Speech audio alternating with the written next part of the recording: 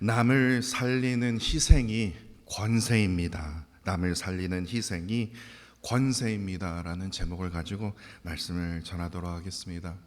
2주 전에 제가 마태복음 말씀을 이제 읽으면서 묵상하면서 그 맨 마지막 장을 이르렀을 때 이 권세에 대한 의미를 새롭게 하나님께서 깨닫게 해주셨습니다. 예수님께서 마태복음 28장 18절에요. 맨 마지막 장에 예수님께서 이렇게 말씀해 주셨죠. 여러분들 잘 아시는 말씀입니다. 예수께서 나와 말씀하여 이르시되 하늘과 땅의 모든 권세를 내게 주셨으니 라고 시작이 되어 있습니다. 근데 우리가 생각하는 그 권세가 뭡니까? 그 하늘에 나는 새도 떨어뜨리는 어떤 그런 권세를 생각하지 않습니까? 그러니까 권력이나 영향력 혹은 사람을 움직이는 힘이 가장 먼저 떠오르지 않습니까? 그래서 높은 자리, 많은 사람, 큰 조직, 강한 리더십을 바로 권세라고 우리가 이해할 수 있다라는 거예요. 그러나 예수님께서 지금 이 마태복음 28장 18절에서 지금 말씀하시는 그 권세는요, 우리가 생각하는, 다시 말해서 세상이 생각하는 그런 권력과 전혀 다른 성격의 권세라는 겁니다. 이것은 단순히 그냥 뭐 사람을 다스리는 힘이 아니라 하늘의 뜻이 이 땅 가운데 이루어지는 권세. 인간의 힘과 머리와 지략으로 사람을 움직이는 그런 리더십을 말하는 게 아니라, 그런 힘의 권세를 말하는 게 아니라 하늘의 뜻이 이 땅 가운데서 이루어지는 권세. 인간의 욕망과 그 영향력을 확장하는 그러한 힘이 아니라 하나님의 나라가, 김유한 목사의 나라가 아니라 루이빌 교회의 확장이 아니라 하나님의 나라가 이 땅에 임하게 되는 권세였다라는 거예요. 그러면서 그 권세를 올바르게 이해하면 그 다음 구절이 이해가 됩니다. 곧 이어서 19절에서 20절에서 그 권세로 하늘에서 이루어지는, 하늘의 뜻이 이 땅 가운데 이루어지는 그 권세로 우리에게 세 가지 사명을 주셨어요. 제자를 삼고 세례를 베풀고 가르쳐 지키게 하라는 거예요. 이 모든 일은 김유한 목사가 하는 게 아닙니다. 아무개 목사가 하는 게 아니라 저 큰 교회 10만 명, 20만 명 모이는 교회의 목사가 하는 게 아니에요. 인간의 권세로 이루어지는 것이 아니라 더욱이 무슨 교회의 이름이나 목회자의 영향력, 어떤 프로그램의 힘으로 사람을 모아서 제자를 삼아라, 프로그램으로 사람을 변화시켜라, 설교 하나로, 명설교로 사람을 변화시켜, 그게 아니라 하나님께서 우리에게 주신 권세는 사람을 내 편으로 만드는, 내 팬으로 만드는 권세가 아니라 예수님의 사람으로 세우는 권세를 말한다라는 거예요. 그런데 오늘날 우리 교회는 어떻습니까? 우리가 흔히 이런 말을 하지 않습니까? 나는 어느 교회 교인입니다. 저는 아무개 어느 목사님께 세례를 받았습니다. 저는 어떠한 신앙 훈련을, 프로그램을 통해서 제가 훈련을 받았습니다. 이런 말을 쉽게 말합니다. 아니요, 이러한 표현들의 말은 절대로 틀린 말이 아닙니다. 그러나 우리가 이런 말을 할 때도 반드시 기억해야 할 가지가 이거예요. 신앙의 중심이 예수님이 아니라 사람과, 다시 말해서 어떤 목사와 어떤 교회의 지도자, 아니면 교회의 어떤 시스템에 머물러 있게 된다면 우리는 어느 순간 예수님의 권세가 아니라 인간의 그 권위 아래서 우리가 신앙생활하기가 쉽다라는 거예요. 예수님께서 말씀하신 이 권세의 목적은요, 그것은 자기 이익을 위해 남을 희생시키는 권세가 아닙니다. 무슨 권세냐면요, 다른 이들의 유익을 위해 나 자신을 십자가 앞에 희생시키면서까지 내어주는 권세라는 거예요. 더욱이 사람 위에서 군림하는 권세가 아니라 모든 사람의 종이 되는 권세. 목사면 더욱 더 종이 되어야 된다는 거예요. 장로면 더욱 더 종이 되어야 된다는 거예요. 직분을 받은 자면 받은 자일수록 무슨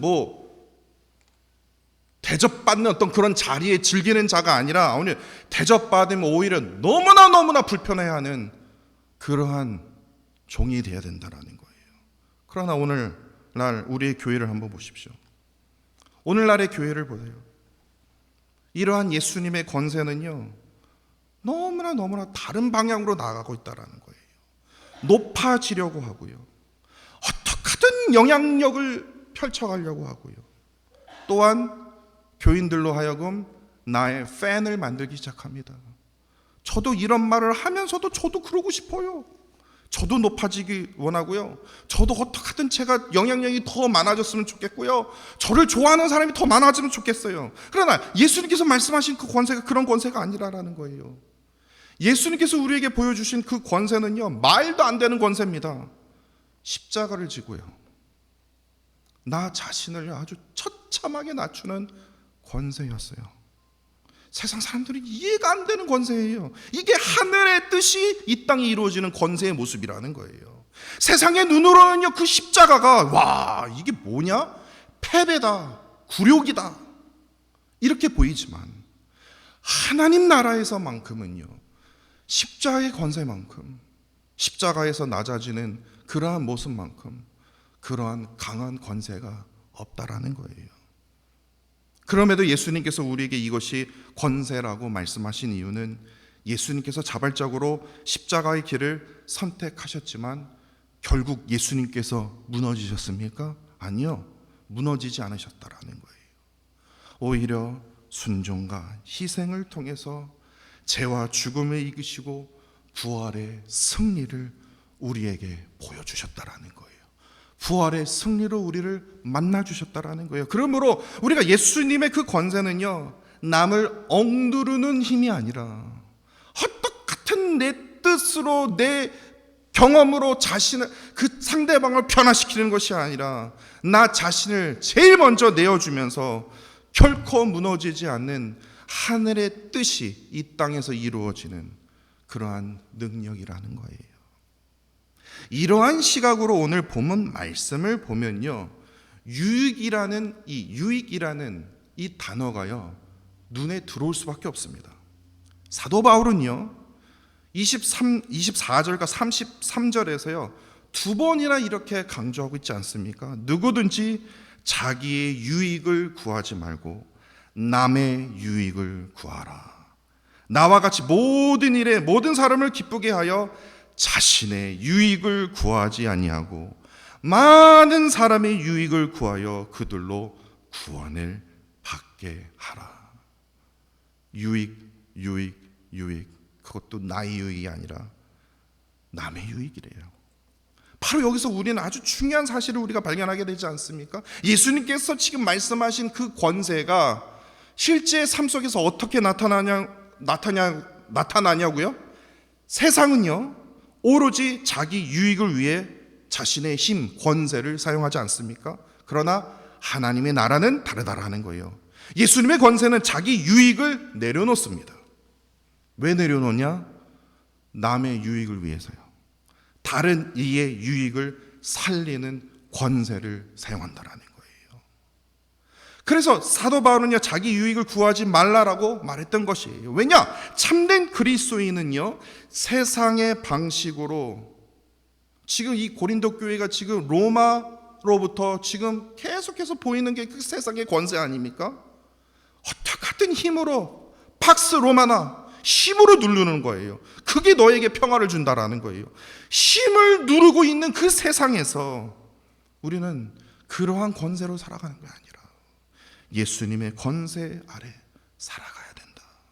이것을 지금 우리에게 지금 증거하고 있다라는 거예요.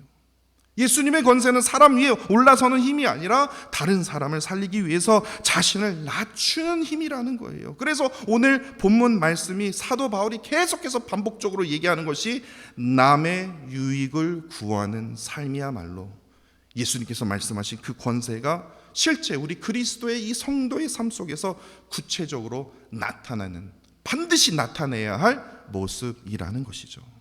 그런데 문제가 이겁니다. 남의 유익을 구하는 삶이 쉽습니까?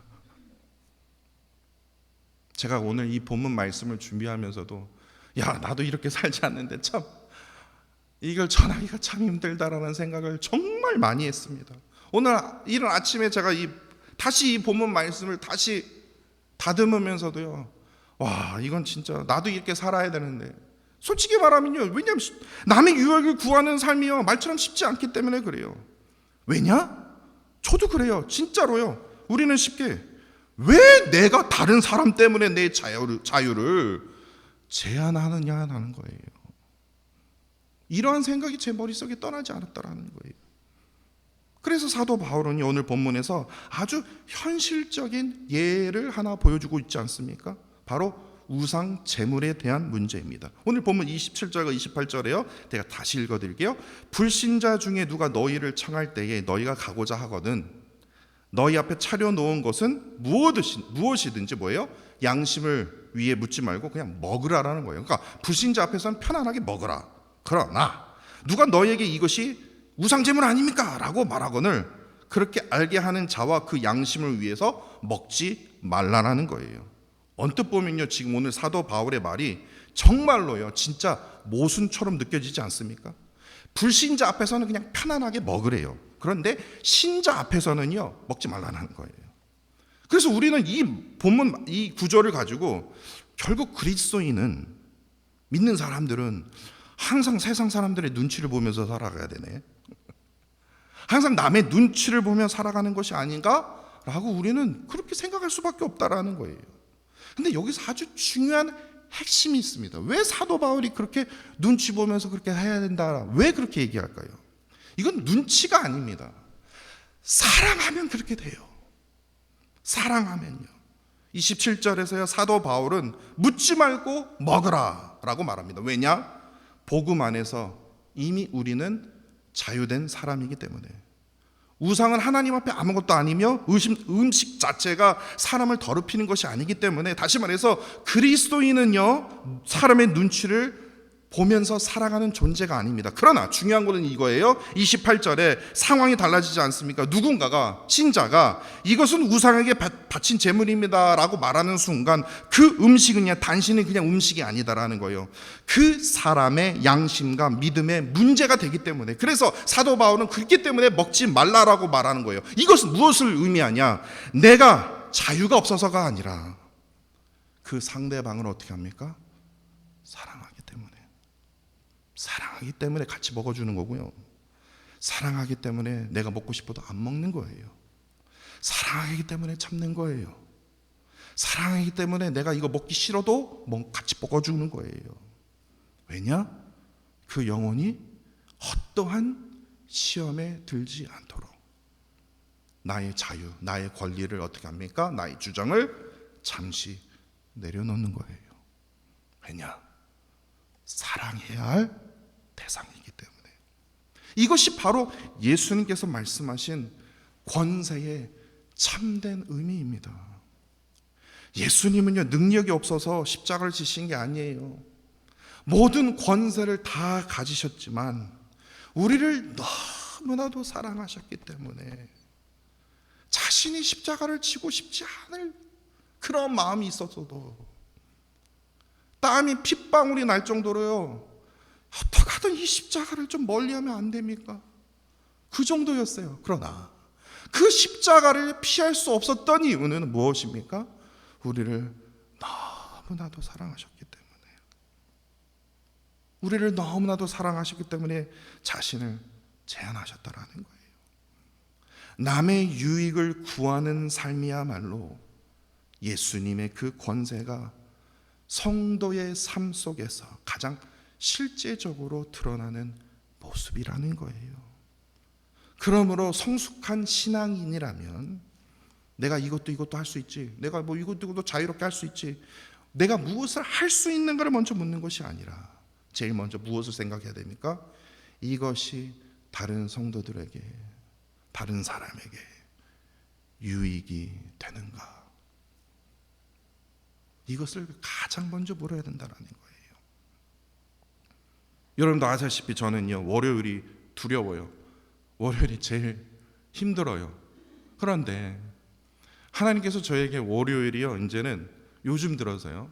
저번 주 월요일이죠. 저번 주 월요일은 정말 지쳤지만 이제 월요일이 기다려져. 전 내일이 기다려집니다. 왜 그런 줄 아십니까?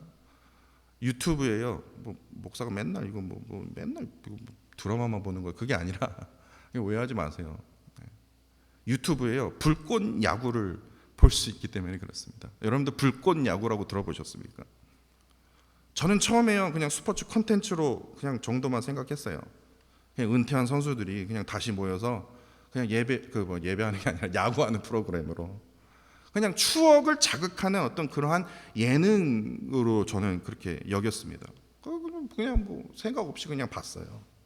그런데 계속 이렇게 보니까요, 이 프로그램이요, 사람에게 그토록 사랑받는 그 이유가 단순히 이 은퇴한 선수들이, 그리고 앞으로 지금 들어오는 이 새병아리 같은 어떤 그런 선수들이요, 잘해서가 아니다라는 생각이 점점 들기 시작한 거예요.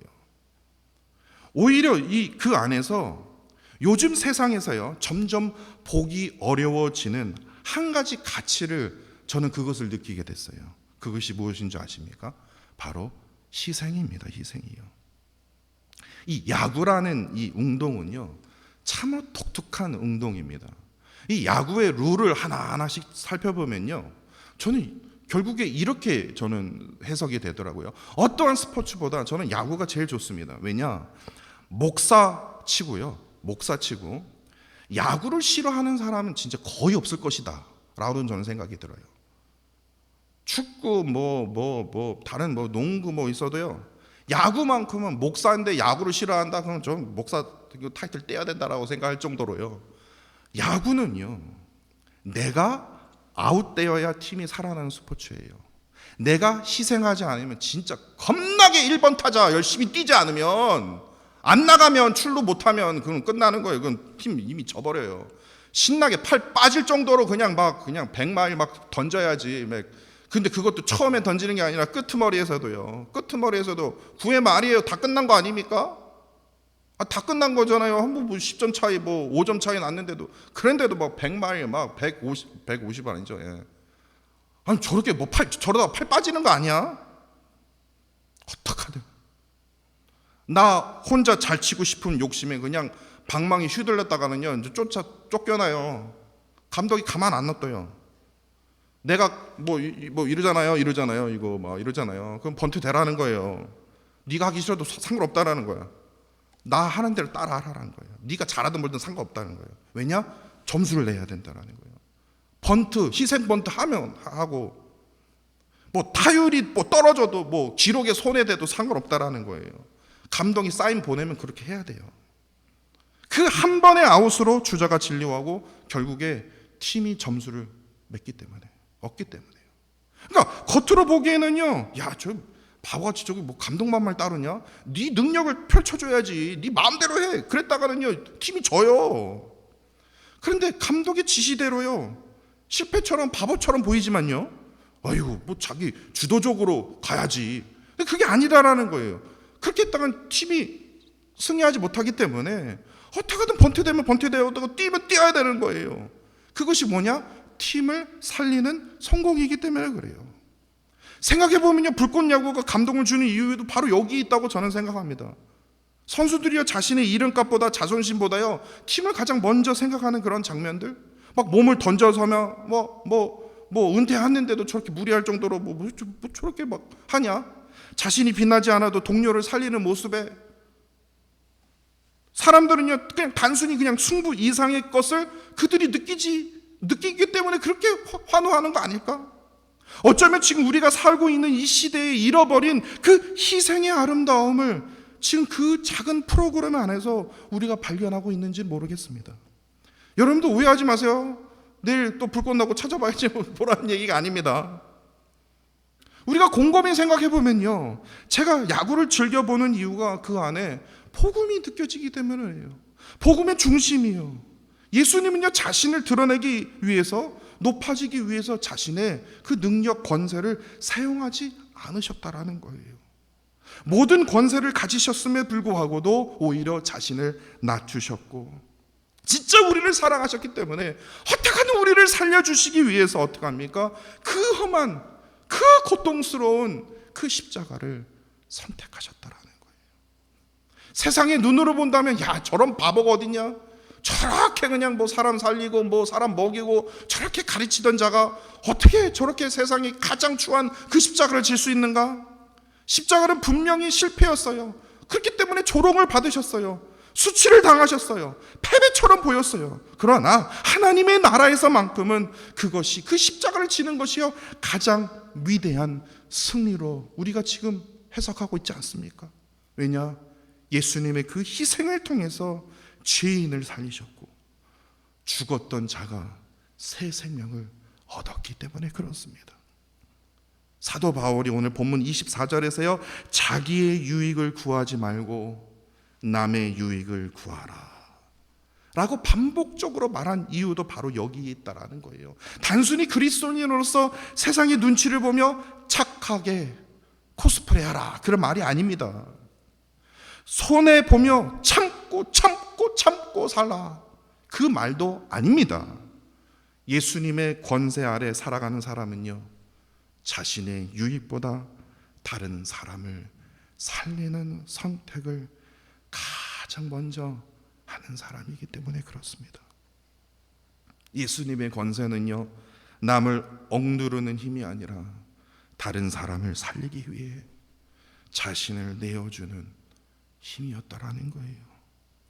그러므로 참된 그리스도인의 삶은요, 높아지려는 삶이 아닙니다. 때로는 희생하기 싫어도요, 희생 번트 대라고 하나님께서 말씀하시면요, 내 몸이 무너져도요, 희생 번트 대야 됩니다. 나 자신을 내려놓아야 돼요. 내가 죽을 때 공동체는 살아나기 때문에 그렇습니다. 내가 죽을 때 가정은 살아납니다. 내가 제일 먼저 희생할 때 내가 다니는 직장은 다시 살아나요. 내가 죽지 못하니까 계속해서 싸움이 나는 거예요. 세상은 언제나 자기 유익을 위해서 어떻게 하든 권세를 가지고 힘을 가지고 이것을 사용하라고 우리에게 유혹하고 있지 않습니까? 그러나 하나님의 나라는요, 하나님 나라의 사람은요, 하나님의 백성은 완전히 이와 다릅니다. 내가 빛나는 것보다 누군가 살아나는 것을 더 기뻐하더라는 거예요.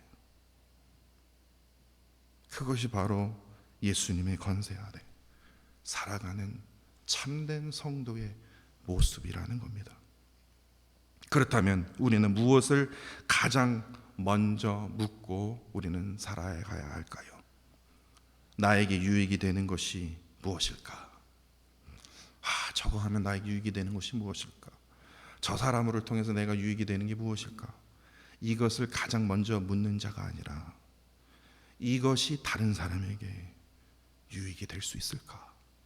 내가 이러한 행동을 통해서 다른 사람에게 사랑과 유익이 될 수 있을까?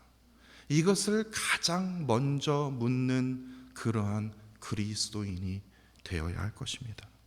그러한 삶이야말로 예수님께서 우리에게 마태복음 28장에서 말씀해 주셨던 그 권세 아래 하늘의 뜻이 땅에서도 이루어지는 그러한 권세 있는 삶이라는 겁니다. 바라기는 저뿐만이 아닙니다. 사랑하는 성도 여러분 모두가 자기 유익보다 남의 유익을 가장 먼저 구하며 이를 통해서 누군가를 살리는 믿음의 사람으로 살아가는 저와 사랑하는 성도 여러분들이 되시기를 간절히 원합니다.